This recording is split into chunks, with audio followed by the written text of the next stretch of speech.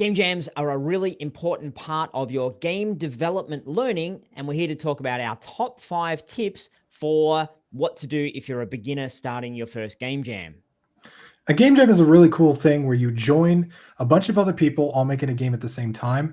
And it's really cool because you can make a game in a small amount of time, usually a weekend or a week or whatever the allotted time is.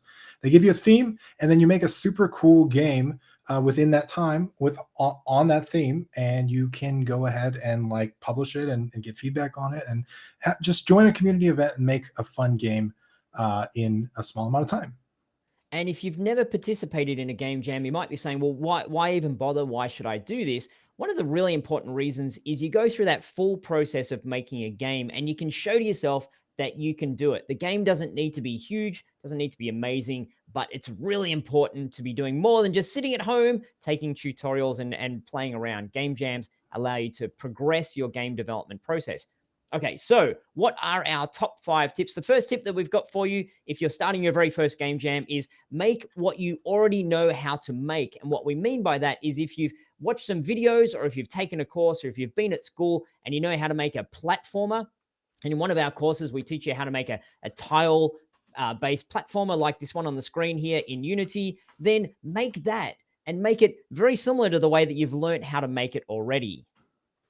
Yeah, game jams are super important to like stick to what you know and stick to a mechanic that you're already aware of because you want to submit a game by the end. So if you've got a game that you're trying to invent a crazy new mechanic, you can end up running out of time, and it's really important that you stick to something that you know.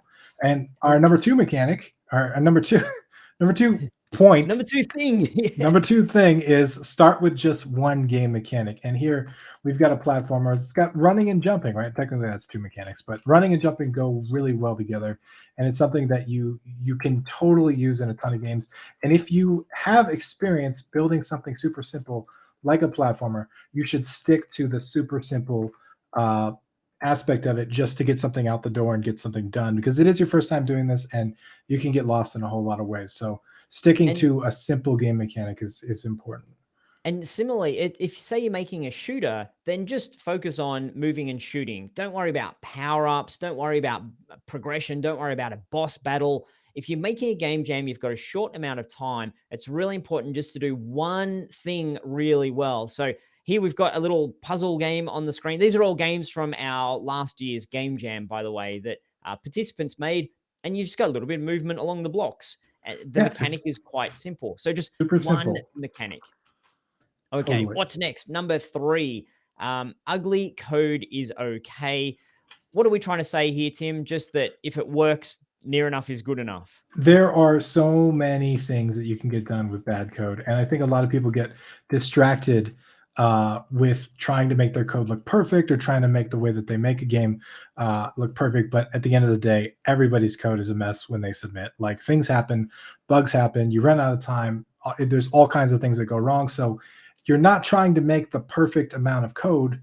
You're not trying to make the perfect thing. You're just trying to get something out there. So ugly code is totally okay. Don't worry if your code looks weird or bad. It's totally fine. And Everybody does it.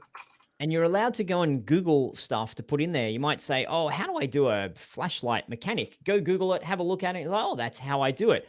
Previously we said only do something you've done before. So hopefully you've gone and made a flashlight mechanic already. But if you're like, you know what, I know how to do all this, but there's a thing I don't quite know how to do, just go grab the code from somewhere. In a game jam, it's about getting it finished. It's not necessarily about having something that is perfect that you could continue to build on.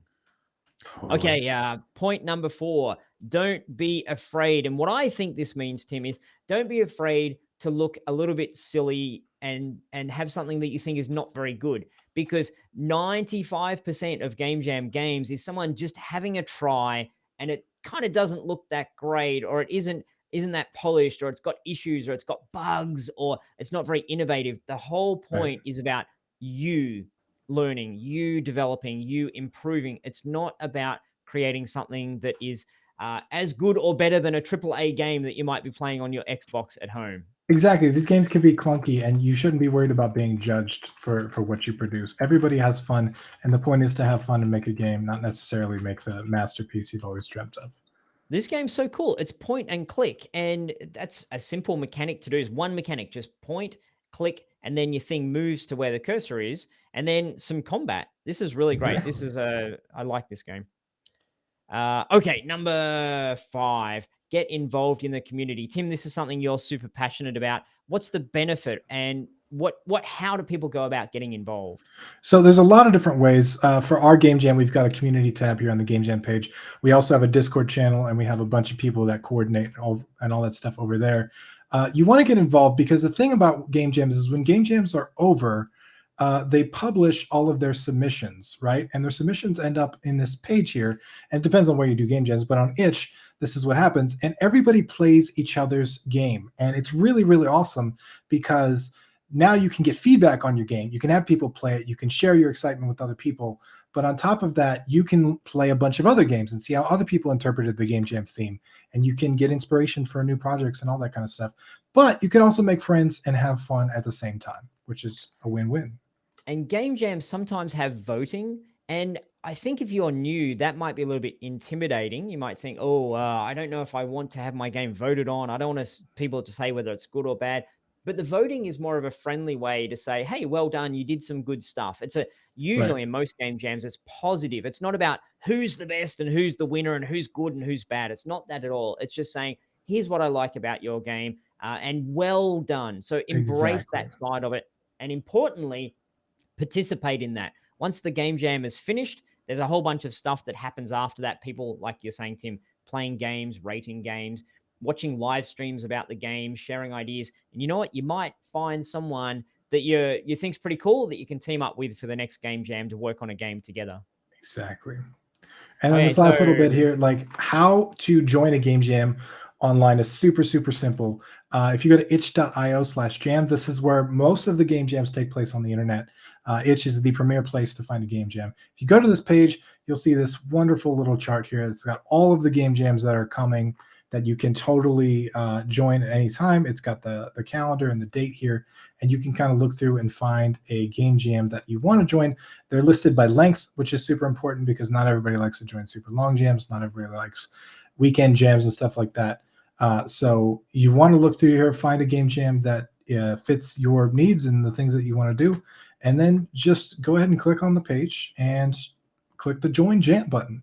You want to make sure that when you join a jam, that you're committing to it. You don't have to submit if you don't want to, but if you're going to click the join jam button, totally, get in there, go enter for the it. community, talk to Mhm. people, get your stuff. But also, it's important because this countdown clock will change after the jam starts.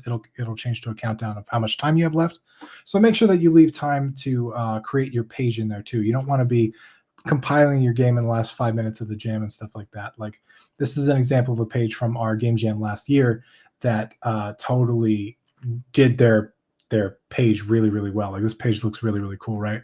So you want to save some time to do cool stuff like this because this means more people are going to play your game, and you want to have a good looking kind of game jam page with screenshots and all that stuff as well. But So if you run out of time and you don't get a chance to do all this stuff, doesn't matter. It's okay. it's That's your totally cool. second game jam. You're like, okay, next time. And you'll hear a lot of people tell you about, well, make sure you do something that's small, or make sure that you leave plenty of time for tuning and polishing, and make sure you this and make sure you that. Sometimes you don't know what those things mean until you participate in your Right. first game jam or two. Then you're like, now I understand. So that's the reason that we do it, so that we can improve our game development, get better at this whole process. Yeah, and remember to have fun. Don't It's gonna get stressful here and there. You're gonna have bugs that you don't know how to fix. You're gonna run short on time. Like all those things are completely normal, but just keep having fun. That's the goal. And don't stress too much over it. Awesome. So here at GameDev.tv, we have an annual game jam. And if you're watching this video before the game jam started, then please do come along, join us, hang out in our community. Our game jam, like pretty much all game jams, are free to join. You don't have to pay, so there's no harm in doing it. Even if you join, you don't have to submit. You don't have to join if you don't want to. You can just make a game at the same time that the game jam is going on. So it's really easy. You don't need to be stressed about any of these things. And come along and join our game jam. We'd love to have you as part of the community and part of our game jam. So, uh, Totally.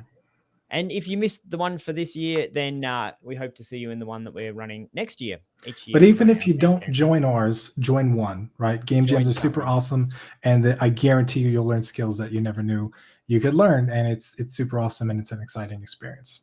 Awesome. Well, Tim, we said we had 5 tips. I think we're trying to give another 20 here. So, uh, thanks for watching this video, and we look forward to seeing what you create in your game jam that you join. Bye, everybody.